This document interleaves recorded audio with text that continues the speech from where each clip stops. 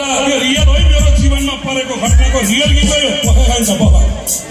Real हो आमाको पछाडि मेरो घर फेवातालको सिरान जैनपुर भन्ने डाँडामा पर्छ पोखरा काशीको वहाँबाट आठकक्षा पढ्दै गएर फी तिर्ने पैसा नभएर सत्य साँझा बेला फी तिर्ने पैसा नभएर आमाले दाउरा मैले पात दोकान कौडिसका पात बेच्न बजारमा लिएर आएका मुन्टो हरा लिएर दिदी भारी गर्नु भएर मुन्टो हरा लिएर यस्तै गरी आमा बेच्दिउँ न 1 रुपियाँमा दिउँ न आमा 1 गोको पात 1 रुपियाँमा दिउँ भन्दा आमा होइन 500 का पातमा भन्नुहुन्छ क्या आमाका म त्यहाँ लाउँदा मुन्टो हरा लिएर उतै पल्लै गाउँ यो जस्तो आज हामी डेढगाउँ आउँदा भिमार नआउँदै पोखरा आइहाल्नु भने जस्तो क्या भिमारबाट डेढगाउँ आयो भने यस्तो सोधे आउँदै गर्दा त बजारकै ठक्क बजारमा आउने बेलामा त एउटा केटी चक्क चाहिँ बाइस पक्रेकी ठक्क तपाईँको जिन्स प्यान्ट लागि है ठ्याक्कै भुइँ अगाडि हिँडेन केटो होला भने खाने भाइ भनेर त यसो भनेर गाली गर्नु फेरि अलि गाडी गएको त अर्को एउटा फेरि केटो रहेछ कपाल यति पालेको प्रेसर कुकरको त्यो रबड हुन्छ नि हातमा चुरो बनाएर लगाएको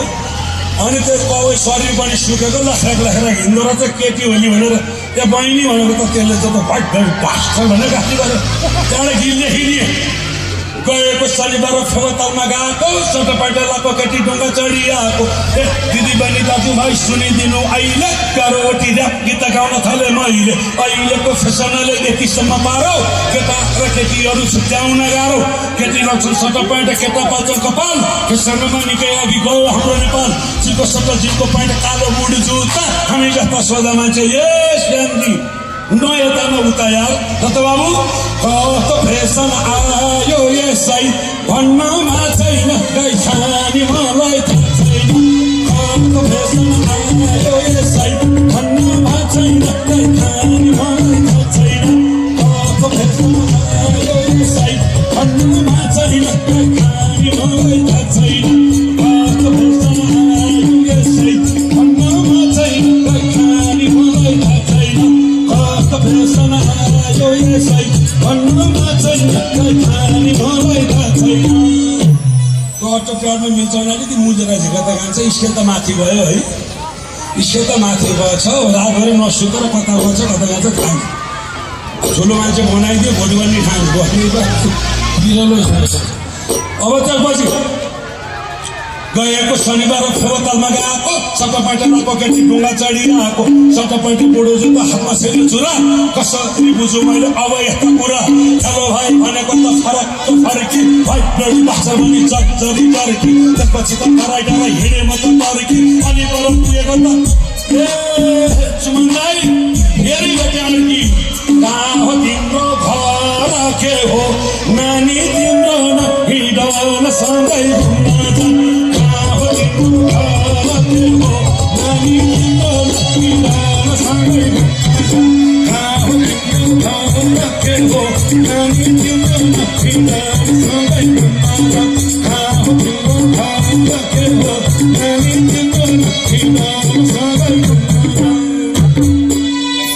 हिँड्न सँगै घुम्न जान सब उनलाई देखेपछि यस्तो गीत गाए मुसुक्क हाँसिनु नि मैले चाल पाएँ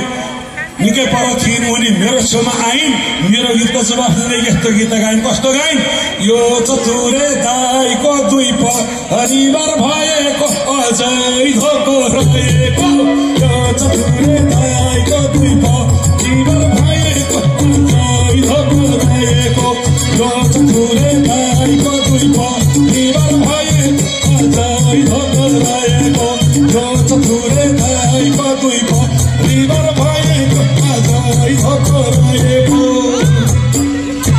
यो चतुरे दाइको दुई परिवार भएको अझै धोको रहेको भनेर गाइन् सब यस्तो गीत गाइन् अक्कमक्क परे एउटा जोड सल्काएर सोच विचार गरे त्यो बेलामा होइन छैन किन भन्ने मैले तीनोटीलाई तीनवटा काम सोचिहालेँ अहिले सेठी माइती घरमा व्यस्त कान्छी बोक्छे झोला तिनटी मध्ये असिलो काम कुन चाहिँ नि होला हेर्नुहोस् है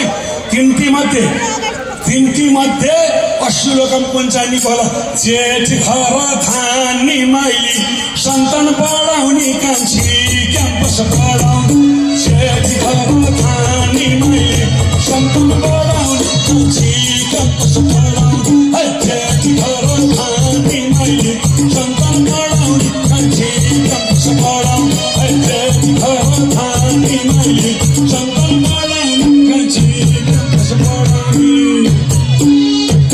ल भन्नु यो तीनटा मध्ये असिलो काम कुनको?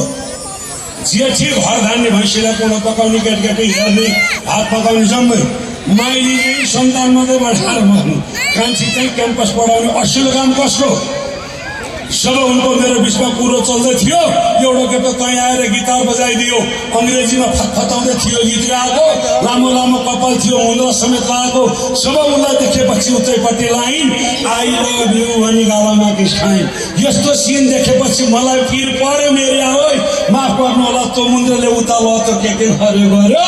माया लाको माया दाउपा अरे त्यही डाकाले देखे पापिया थाले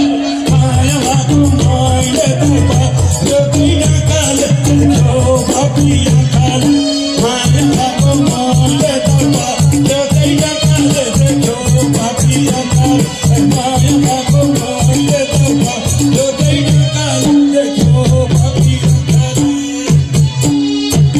अहिले यो गीत कस्तो लाग्यो? हो मलाई मन पर्यो त। ल मन परेकाले एकचोटि ताली पड्काउनु त कति रहेछ? खायो खायो है जीवन, खायो यसले पनि खायो। ल अब अर्को छ भइरहन्छ, श्रीमान श्रीमतीको दुवरी पनि छ भन्ने होला कि आर्ने होला? श्रीमान श्रीमतीको दुवरी